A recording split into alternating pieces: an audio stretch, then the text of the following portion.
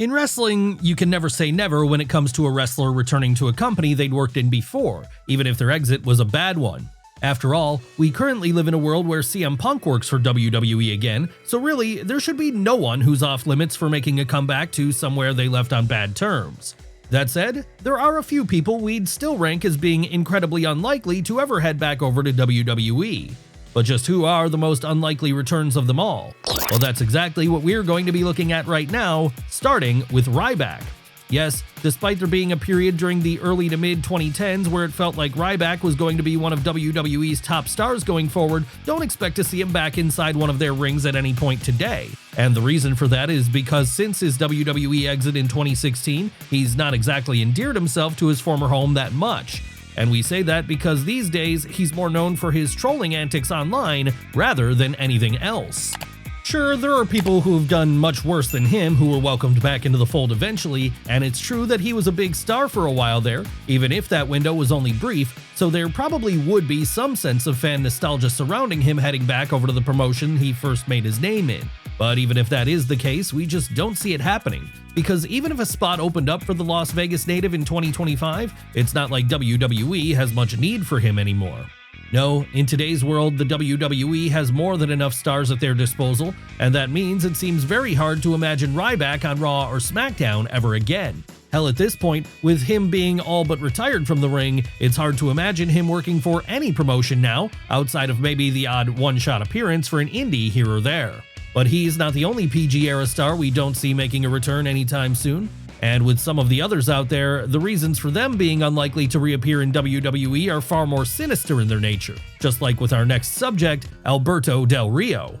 That's right, with Alberto Del Rio, you had someone who WWE seemed to love for a while back between 2010 and 2014, and then again between 2015 and 2016. And the reason for that was because he was pretty much everything they were looking for in a breakout Latino star. After all, he had the look, he could speak fluent English, and he came from a wrestling dynasty south of the border. So it should come as no surprise that before all was said and done, Alberto would become a 4-time world champion in the company. Alas though, since leaving for the second time in 2016, Del Rio has never made another return to WWE, and today in 2025, we don't see that ever changing.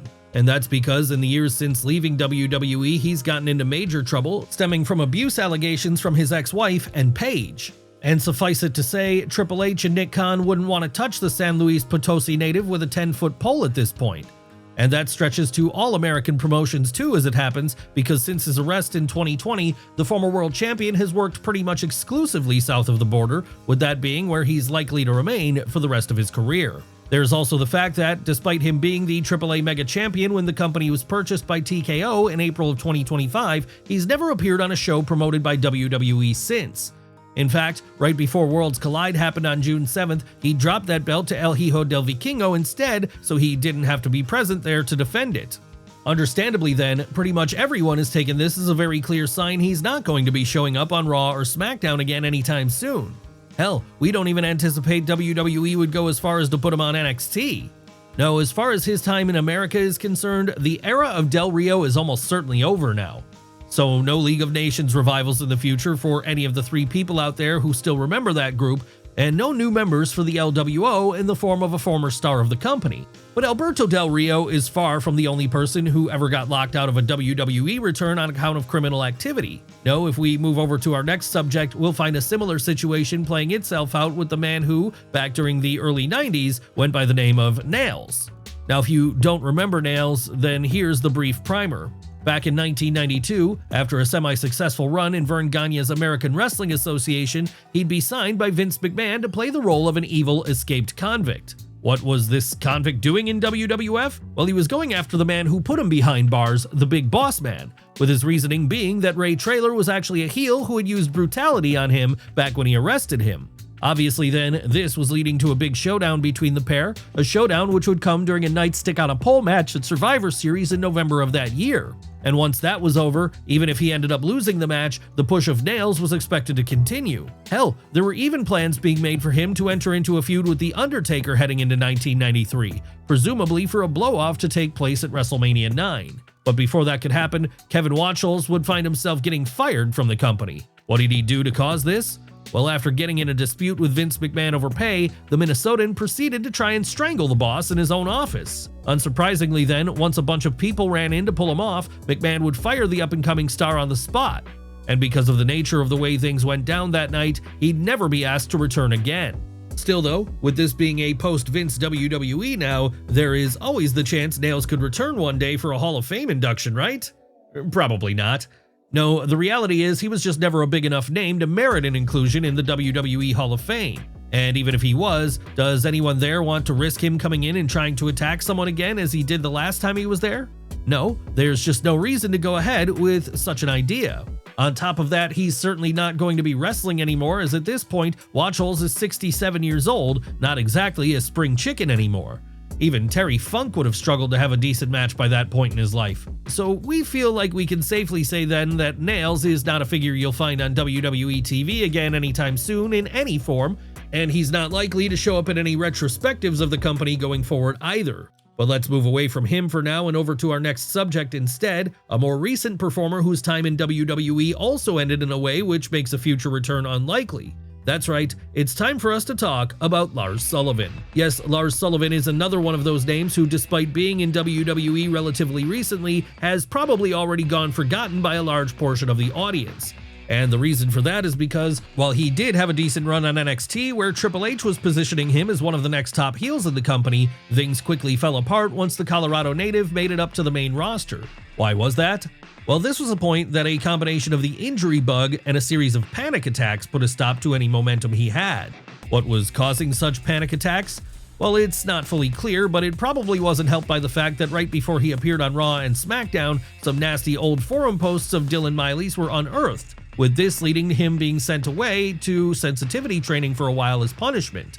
And as if that weren't embarrassing enough, it was also here that some adult movies the big man had appeared in prior to his time in WWE first came to light amongst the fan base too.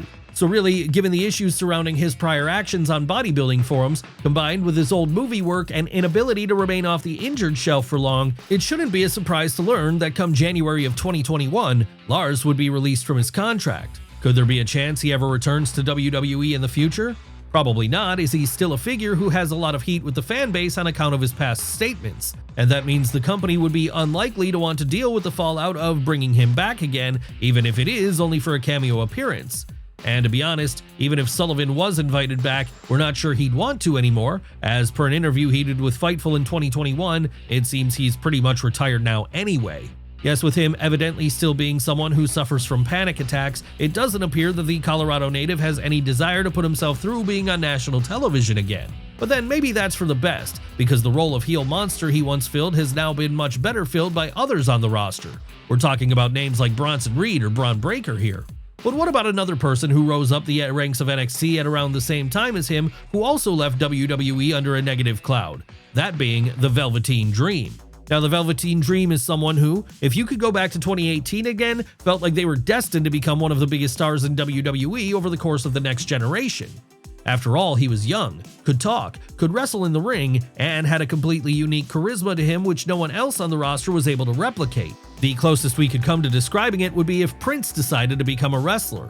All of this is to say then that as the 2020s approached, there was a sense that big things were awaiting the man who goes by the shoot name of Patrick Clark. And those big things didn't come. What happened? Well, the first strike occurred when some pretty serious allegations came out about the Dream. And while WWE would keep him on the roster after this, fans started to reject the up-and-comer in a way they had never done before. So it felt like, with his momentum being dead in the water then, if Triple H wanted to keep things going with the DC native, he'd have to retool him in some form or another. Before that could happen though, Clark would be cut from his contract in May of 2021. What was the eventual reason for him being cut? Well, it appears the Velveteen Dream just rubbed too many people the wrong way backstage. Yes, this was reportedly a case of attitude problems being the thing which ultimately undid the rookie. And because Triple H is still the guy booking the show today, we'd say the chances of Patrick ever returning to WWE again are incredibly slim. And while a character like his was a great one, it's not like WWE is short of such characters these days, so it's not like they need the Dream to fill a hole on their roster. But enough about the men for now. What of the women of WWE? Aren't there plenty of examples of them leaving the company and being unlikely to return again in the future too? Why, yes there is, and one of these people is our next subject as it happens. So who are we talking about here? Why, Sable, of course. That's right, let's flash back in time again for a moment, way back to the late 90s. The Monday Night Wars at their peak, Steve Austin, The Rock, Sting, and Goldberg all ruling the roost as the top babyfaces of their respective promotions. And over on the women's side of the equation, someone named Sable is turning herself into the biggest star of her division. What made Rena Miro such a big star back then? Well, a large part of it was most certainly her looks. But back at that point in time, with the audience largely being made up of young men, this was a huge factor in getting over with fans as a woman. And when we say Sable was over between 1996 and 1999, we mean it. Seriously, there were weeks where the pops she got whenever she came out through the curtain were on the same level as Stone Cold.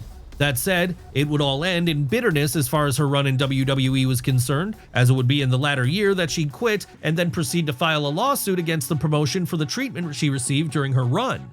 So it really does feel like it's unlikely we're ever going to see the Jacksonville native inside of a WWE ring again in 2025 or beyond. Sure, she would return for a short period during the early 2000s, but that would only be a short period, and since this point, there's been no indication the frostiness between both parties has dissolved any further. No, even with Vince McMahon now gone from the company, Rena Miro appears to have little to no interest in showing her face inside of a WWE ring again. And on top of that, she's been married to Brock Lesnar for over a decade now, something that shows us everything we need to know about the chances of another Sable return, as she's had plenty of opportunities to go back as part of his act since he re-debuted in WWE in 2012. But throughout all that time, she hasn't even come close to making such a move, and with Brock now being on the outs with TKO himself, possibly forever, it's even less likely his wife will be reappearing in the future. Truly, if we ever saw her walking through that curtain again, it would be a huge shock, perhaps an even bigger shock than someone like the Ultimate Warrior or Jesse Ventura returning after decades of being on the outs. And Sable isn't the only women's star from the mid to late 90s who you're not going to be seeing inside of a WWE ring again anytime soon. No, that exact same statement could also be applied to our next subject, Sunny. That's right, Tammy Sytch is someone you're almost certainly never going to see inside of a WWE ring again at this point, or any ring for that matter. And that would seem like quite a thing to say if you could go back to the 90s, as back then, for a period at least, she was probably the most popular woman in the entire industry. And much like Sable, Sunny had good looks, as well as her own unique charisma, which was why, whether she was playing the role of backstage interviewer, commentator, or manager to the likes of the Body Donnas and the Smoking Guns, she always had a prominent role during New Generation era Raw. Hell, even as the Attitude Era was beginning, the New Jersey native was still going strong, with her at one point being the most downloaded woman of the year on AOL during the early days of the internet. So what could have happened to make Sytch so unlikely a return to WWE today? Well, it all started with her substance abuse issues which eventually saw her and her then boyfriend Chris Candido part ways with WWF in 1998. And while she would make the occasional cameo return in the years since, with her at one point even getting a WWE Hall of Fame induction in 2011, today in 2025, she's behind bars. What happened here? Well, still continuing on with her old ways, Sunny decided to get behind the wheel of a car while under the influence in 2022. And while doing this, she'd cause a car crash which led to the passenger of the other vehicle passing away. As you would expect then, this was a big crime and one which saw Tammy Sytch be sentenced to 17.5 years behind bars. And when she gets out, she'll be in her late 60s and probably someone who won't be high up on the list of people WWE want to work with, as, even if she still maintains any of her natural charisma for that long, she'll be a pretty risky person to try and put on TV given her history. So with that in mind, it's probably for the best Sunny stays away from WWE for the rest of her days. But is that the same fate which awaits our next subject? Well, let's find out by looking at him right now, a man who was once very over with the fans, but now appears to be persona non grata in WWE, Enzo Amore. Seriously, there was a time where Enzo Amore felt like a big star in Vince McMahon's company. And the reason for that was because he could talk better than most on the roster. Sure, he was never a great in-ring worker, but if he had a tag team partner to work with who could pick up the slack in that area, this didn't matter much. So, when he was paired up with Big Cass in NXT back during 2013 then, it all just fell into place and this duo suddenly became the talk of the town for a while. Come on now, this is exactly why Enzo and Big Cass got such a huge pop when they made their Raw debut in 2016. And it's why they seemed certain to be key parts of the tag team division for some time to come following that. But this was not the fate which awaited the pair as it turned out. No, by 2017, they'd be split, and Amore would begin a slide down the pecking order which led to him being released soon thereafter. Of course, it wouldn't just be his in-ring work which saw him slide down the pecking order though. No, rumors of him being a headache to deal with backstage, as well as his own legal issues, all saw him become too much of a hassle to keep on the books after a certain point. And it doesn't look like there's much desire for the now Triple H booked promotion to bring the New Jersey native back. And even if he did return, the money wouldn't be in a solo run. No, it would be in reviving his old tag team with Big Cass. As of 2025, however, with Big Cass being under contract to AEW where he works under the name of Big Bill, 1/3 of the Learning Tree, that's not going to happen in WWE anytime in the foreseeable future. With that in mind, it's probably safe to assume the Enzo Amore return to WWE is off the cards at this stage in the game, and that might be for the best for both parties as each seems happier separated these days. But Enzo isn't the only one who seems to be in a better place now post-WWE release and who evidently has no desire to return. No, this statement also applies to our next subject too, Muhammad Hassan. Muhammad Hassan. What a sad tale his was, as in him, what we had was a talented wrestler who deserved more. But more was not what he got, because instead, he was given a majorly controversial character. That's right, this gimmick of an Arab American living in a sensitive time period for the country quickly developed into just being another foreign heel menace. And this all led to a situation where, after Hassan was put in a segment where he had masked men kidnap The Undertaker on the same day as the London attacks, he was given the boot by UPN, SmackDown's TV network at the time. Yes, as quickly as the Muhammad Hassan experiment had begun, it was over. And it was all because the gimmick flew too close to the sun, trying to play off of the real-life tensions of the time. So because of that, the chances of ever seeing Muhammad on WWE TV again, even now in 2025, this many years removed, is non-existent. No, there's just no way that character could ever see the light of day again, and even if the man behind it, Mark Copani, was to be invited back to portray someone else, we're not sure that would be possible either, as he seems happy to have left the wrestling world behind him at this point. Yes, in the present day, Copani has a new life as a teacher in his home state of New York.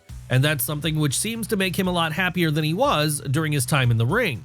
Could he ever change his mind on this? Sure, anything's possible, but like we said, even on the off chance he was to return to a WWE ring at some time in the future, it would surely not be under the name of Muhammad Hassan. No, that's a door which the WWE has closed forever now, but let's move away from wrestling characters built around tense situations for now and over to something a little lighter, a character who just annoyed fans, someone who we don't imagine will ever get another shot in the WWE today. Who are we talking about this time? Who else but Eva Marie? Yes, let's go back in time a little bit for this one, back to the Divas era of WWE. This was an era prior to the rise of ladies like the Four Horsewomen, where being a female star was very much based on looks rather than how well you could go in the ring. Obviously then, with her model-like looks, Marie stood out during this time period, with her becoming something of a star. But that star power wouldn't last for long because as time went on, the standard for in-ring work amongst the women went up. And this was only further emphasized during her second run in WWE between 2020 and 2021. A period where the game had very much been changed. Yes, this was the point people like Becky Lynch, Charlotte Flair, and Bianca Belair, just to name a few, were proving that women's wrestling could be great. So all that made Eva Marie stand out like even more of a sore thumb than she had before, and made fans take to her even less. Sure, it might have been different if she were great on the mic, but she never excelled here either, unfortunately. So when she was cut from her contract for the second time towards the end of the global shutdown, it came as little surprise to fans. And we don't expect a third run coming in the future for Eva. Why is that? Well, the division has moved past her now, with the working standard never having been higher as people like Rhea Ripley, Io Sky, and Roxanne Perez are regularly stealing the show and outperforming the guys. And even if it were likely, it's not like Eva Marie appears to have much need for WWE herself these days, as she seems happy enough in her own ventures. So don't expect all red everything back in the ring for her old home anytime soon. And don't expect that from any of the other people we've looked at today either. No, when it comes down to it, any of these people returning to WWE in 2025 or beyond feels like the longest of long shots.